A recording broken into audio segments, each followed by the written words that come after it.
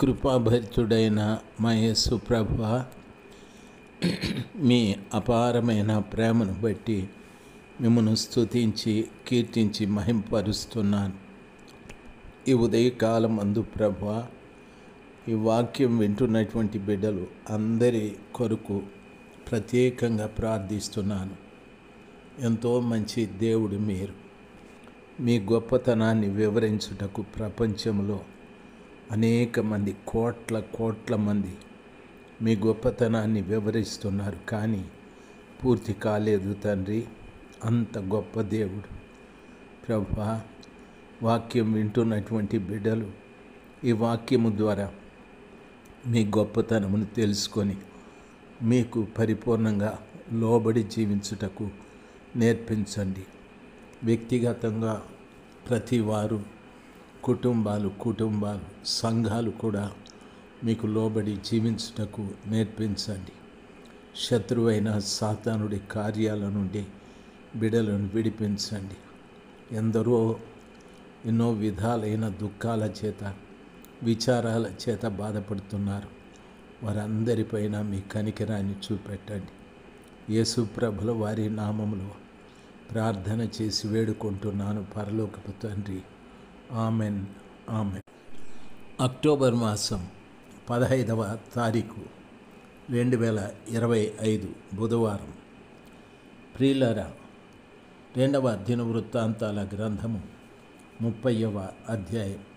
మరియు హిజ్కియా ఇశ్రాయేలీయుల దేవుడైన యెహోవాకు పస్కా పండుగ ఆచరించుటకై యెరూషలేములోనున్న యెహోవా మందిరమునకు రావలసినదని ఇశ్రాయేలు వారి అందరికీ, యూదా వారికి అందరికీ వర్తమానములను, ఎఫ్రాయిమీయులకును మనష్షే వారికి పత్రికలను పంపెను. ప్రియులారా, హిజ్కియా రాజు చేసిన మరొక పని, దేవుడైన యెహోవాకు పస్కా పండుగ ఆచరించాలని ఆయన అందరికీ కబురు పంపించాడు. ప్రియులారా, పస్కా అనగా దాటిపోవుట అని అర్థం. ఐగుప్తు దేశము నుండి ఇశ్రాయేలీయులు దాటిపోవు దినం. ఆ రోజున వారు 430 సంవత్సరముల బానిసత్వం నుండి దాటి వెళ్ళిపోతూ ఉన్నారు.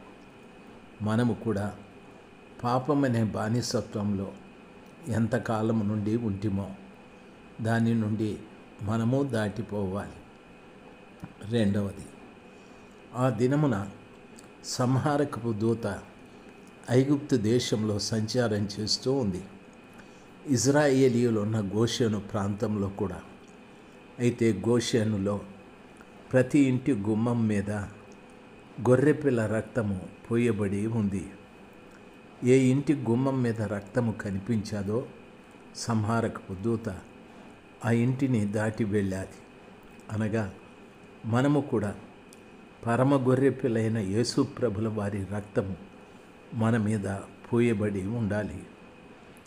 అప్పుడు సంహారకపు దూత, మరణం మనల్ని దాటి వెళ్ళిపోతుంది. మూడవది, ఐగుప్తు నుండి వారు దాటి వెళ్ళారు. ఐగుప్తు అనున్నటువంటిది లోకానికి సాదృశ్యం. మనము లోకాన్ని దాటి వెళ్ళాలి. లోకము దాని ఆశ గతించిపోతుంది గనుక లోక ఆశలు పాడైపోతాయి. దేవుని చిత్తాన్ని జరిగించువారుగా ఈ లోకము నుండి మనము బయటికి రావాలి. బైబిల్లో యాకోబు చెప్తాడు, వ్యభిచారిణులారా, ఈ లోక స్నేహము దేవునితో వైరమని మీరు ఎరుగరా అని. లోకంతో స్నేహం చేసే ప్రతివారు దేవుని దృష్టికి వ్యభిచారులని వాక్యము సెలవిస్తుంది. ప్రియులారా, మనము కూడా లోకం నుండి బయటికి రావాలి.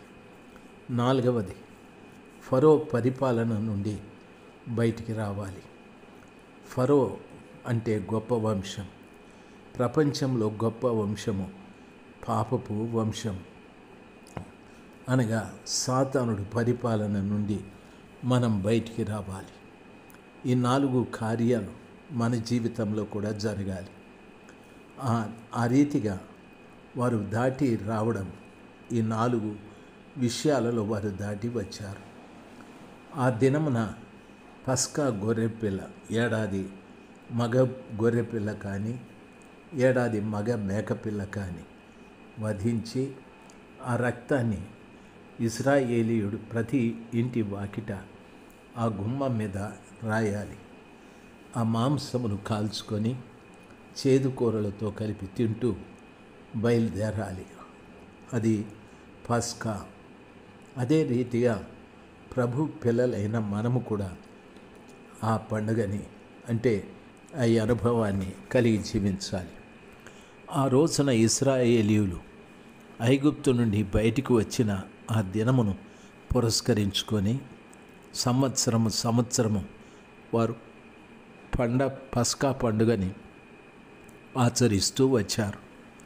అదే విషయంలో హిజ్కియా కూడా ఇశ్రాయేలీయుల దేవుడైన యెహోవాకు పస్కా పండుగ ఆచరించుటకు యెరూషలేములోనున్న యెహోవా మందిరమునకు రావలసినదని ఇజ్రాయేలు వారికి అందరికీ, యోధా వారికి వర్తమానము, ఎఫ్రాయిమీయులకు మనష్షే వారికి పత్రికలు పంపాడు.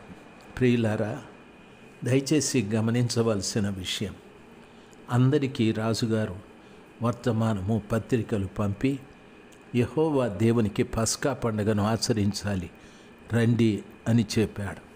ఈ రోజున ఈ వర్తమానము పంపినది హిజ్కియా రాజు. ఆ తరువాత ప్రియులరా, ఇశ్రాయేలీయుల దేవుడైన యెహోవాకు పండుగని యెరూషలేములోనున్న యెహోవా మందిరముకు రావలసినదని అందరికీ వర్తమానము పంపారు. ఒక రాజు, బాగా వినాలి, దేవుని యెరూషలేములో ఉన్న దేవుని మందిరానికి పస్కా ఆచరించడానికి రావాలనని అందరికీ కబురు పంపించాడు.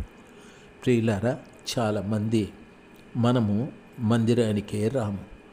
మనకున్న ఉద్యోగాలు, మనకున్న హోదా, మనకున్న గొప్పతనాలు, మనకున్నటువంటి ప్రతిభ, ఇవన్నీ కూడా చూసుకొని, మన కులాలు, మన మతాలు చూసుకొని మందిరాలకే వెళ్ళం. అయితే రాజు చూడండి, యెహోవా దేవునికి పస్కా పండుగ ఆచరించాలి కాబట్టి యెరూషలేములో ఉన్న మందిరానికి రావాలని అందరికీ కబురు పంపించాడు. ప్రియులారా, మనము కూడా సర్వశక్తిమంతుడైన దేవుని ఆరాధించటానికి మన ప్రాంతాల్లో లేక మనం వెళ్ళు మందిరానికి రావాలని అందరికీ ఆహ్వానం ఇవ్వాలి.